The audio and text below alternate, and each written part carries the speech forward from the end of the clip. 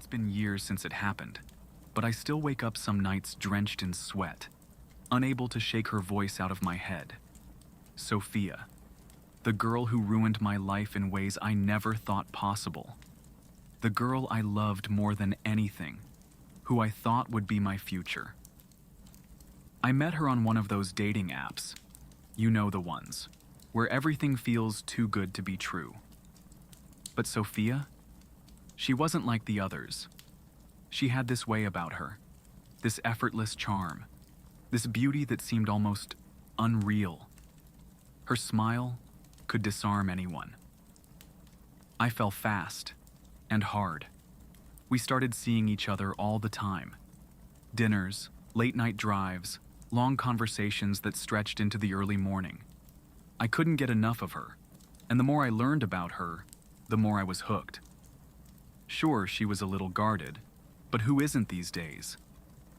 I figured it made her mysterious, intriguing. After 3 months, I was ready to introduce her to my family.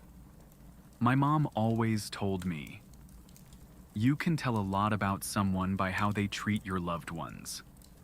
I was sure Sophia would win them over, just like she had won me. The night she met my family, everything was perfect. Or at least, it seemed that way. My parents adored her. My little brother wouldn't stop pestering her with questions, and even my moody little sister laughed at her jokes. For a while, it felt like a dream. Later that night, after dinner, I went up to my room to unwind. I've always been a fan of horror stories on Reddit, just a guilty pleasure of mine. It was something about the thrill, the way those stories pulled you in. But that night, I stumbled across a post that made my blood run cold. It was written by a guy describing a girl he'd met, a girl who sounded identical to Sophia. The details were uncanny. Her long dark hair, her piercing green eyes, even the faint scar on her wrist. But it wasn't just her description. It was what she did. He wrote about how she'd killed his father, how she'd dismembered him while the guy was forced to watch, tied to a chair, unable to do anything. I laughed it off at first. It had to be a coincidence, right? A sick joke. But my stomach churned, and for the first time, I noticed this knot of unease in my chest. Then I heard the scream. It was my little brother. His voice, sharp, terrified, cut through the house like a knife. I bolted downstairs, my heart pounding. My parents and sister were right behind me, all of us racing toward his room. What we saw, I can't unsee it. Ever. My brother was lying there, lifeless. His limbs were twisted at unnatural angles. His neck, broken. His ears had been... God, they'd been cut off. Blood was everywhere, soaking into the carpet, splattered on the walls. And Sophia was gone. For a moment, I couldn't breathe. None of us could. My dad yelled something, maybe to call 911. I stumbled back into the living room to grab my phone, but my hands were shaking so badly I could barely hold it. I dialed, barely getting the number in, and that's when I heard the door creak. She was back. Sophia stood there, her face streaked with tears. She looked devastated, like she'd been crying her heart out. "I just stepped out to the garden," she stammered. "I heard the scream and came running back. What happened?" Her act was flawless. My mom started sobbing. My dad was yelling at everyone to stay calm. But me? I couldn't take my eyes off her. I knew.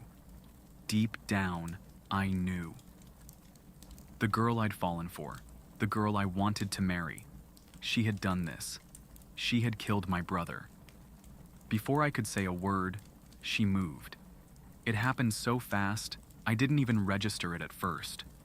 One moment, she was standing there, shaking, crying. The next, she lunged at my mom. It was chaos. She moved so quickly, it was like watching an animal pounce. 1 second, my mom was standing there, sobbing in disbelief, and the next, Sophia had her by the throat. My mom's scream was choked off almost instantly, as Sophia slammed her to the ground with a strength that didn't seem human. I tried to move, to do something, anything, but my dad rushed forward before I could. "Get away from her!" he shouted, but Sophia barely even looked at him. She grabbed the nearest thing, a ceramic lamp from the side table, and smashed it against his face. He fell backward, dazed, blood pouring from a gash above his eye. That was when my little sister started screaming. She'd been frozen in place this whole time, her eyes wide with terror. But when she saw what Sophia was doing to our parents, something inside her snapped. She turned to run, but Sophia was on her in an instant. She yanked my sister back by her hair and slammed her into the wall. The sound of the impact was sickening, like a melon splitting open. My sister crumpled to the floor, not moving. I was screaming now too, yelling her name, begging her to stop. But she didn't even look at me. She just kept going, her movements so deliberate, so methodical, like she was performing some grotesque ritual. She turned back to my dad, who was still on the floor, struggling to get up. She straddled him and pressed her hands to his throat, leaning in so close I could see the fury in her eyes. "You should have stayed out of this," she hissed, her voice cold and venomous. Then she twisted his neck with a sharp, brutal motion. I lost it. I grabbed the first thing I could find, a heavy wooden chair, and swung it at her as hard as I could. But she caught it. She caught the chair mid-swing like it weighed nothing, and with a flick of her wrist, she sent me sprawling across the room. Before I could get up, she was on me. She pinned me to the ground, her knees digging into my chest. I tried to fight her off, but she was too strong. She pulled duct tape from her pocket. When had she even grabbed that? And slapped it over my mouth. Then she tied my hands and feet with rope she must have brought with her. "Shh," she whispered, brushing a hand through my hair like I was some kind of child she was comforting. "I'm not going to hurt you. I love you, David. I really do. That's why you're special. That's why I'm sparing you." I was thrashing, screaming against the tape, my eyes burning with tears. But she ignored me. She stood up and turned back to the rest of my family, or what was left of them. Over the next hour, I was forced to watch her dismantle them. That's the only word I can use. Dismantle. She didn't just kill them. She took them apart, piece by piece, like she was taking apart a puzzle. My mom, my dad, my little sister, their limbs, their heads, their bodies became unrecognizable. And through it all, she hummed. A soft, lilting tune, like she was performing some casual, everyday task. When she was finished, she stood in the center of the carnage, covered in blood, and looked at me. Her green eyes were calm, almost tender. "I'll always love you," she said softly. "That's why I can't stay. You wouldn't understand now, but someday, maybe you'll forgive me." Then she walked out the door and into the night, leaving me there, tied up, surrounded by what used to be my family. It wasn't until hours later, when the police finally arrived, that they cut me free.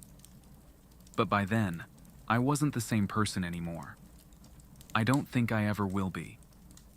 When the police arrived, I couldn't even speak. They found me tied to the chair, trembling, blood on my face. Not mine, but theirs. My family's blood. Their bodies were still scattered across the room like some macabre art piece. They untied me, asked me questions, but I couldn't answer. My throat felt raw from screaming behind the duct tape, and my mind was fractured. I just kept whispering her name, over and over. Sophia, Sophia. The detectives didn't know what to make of it. They thought I was in shock, which I was, but I could see it in their eyes. They were starting to suspect me. After all, how could a single girl overpower a whole family? How could someone like me, sitting there, soaked in blood but untouched. Be innocent? They questioned me for hours, but I couldn't give them anything. I told them about Sophia, but it didn't matter. No one could find her. No trace, no records, no photographs. It was like she never existed. Even her number, the one I used to call her every night, was disconnected. Days turned into weeks. The funerals came and went, but I didn't go. How could I? How could I stand there in front of their coffins, knowing I'd brought the monster into our home? Knowing I'd let her into their lives? People stopped looking at me with sympathy after a while. The neighbors, my coworkers, they started avoiding me. I could feel their judgment, their whispers. He must have had something to do with it. There's no way he didn't know. I started to believe them. Maybe I was guilty. Not for killing them, but for loving her. For ignoring every red flag. For seeing the darkness in her eyes and pretending it wasn't there. The nights were the worst. I couldn't sleep. Every time I closed my eyes, I saw her. Her hands drenched in blood, that serene smile on her face. And then my family. Lifeless, broken, staring at me with empty eyes. One night I decided to go back to Reddit. I don't know why. Maybe I was desperate for answers, for closure. I went back to that same subreddit where I'd read the first post about her. I searched for anything, any mention of her. And I found something. A new post. From someone else. A man describing a girl he'd met at a coffee shop. She sounded exactly like Sophia. Her features, her charm. He said she'd been perfect, like she stepped out of a dream. But the post ended abruptly. No update, no follow-up. I clicked on his profile. His account was deleted. I felt a chill crawl down my spine. Was she still out there? Was she still doing this to other families, other people? Part of me wanted to warn them, to scream into the void.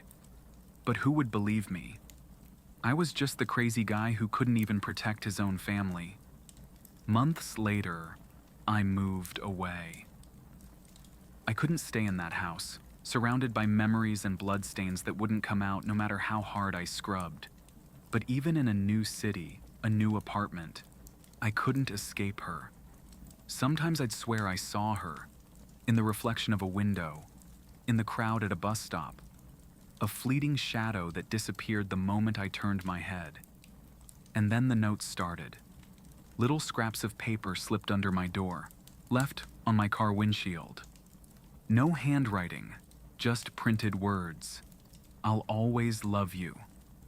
You're special, David. Don't forget me. I showed them to the police once, but they dismissed it as a prank. They didn't understand. It wasn't a prank. It was her. She was reminding me she was still out there, watching. Sometimes I wonder why she spared me. Was it really love? Or was it some twisted game, knowing that leaving me alive would hurt more than killing me ever could? And the worst part? Some nights, when I feel the weight of the silence pressing down on me, I think about her. I think about her smile, her laugh, the way she used to look at me. And for just a moment, I miss her. That's when I know she's already won.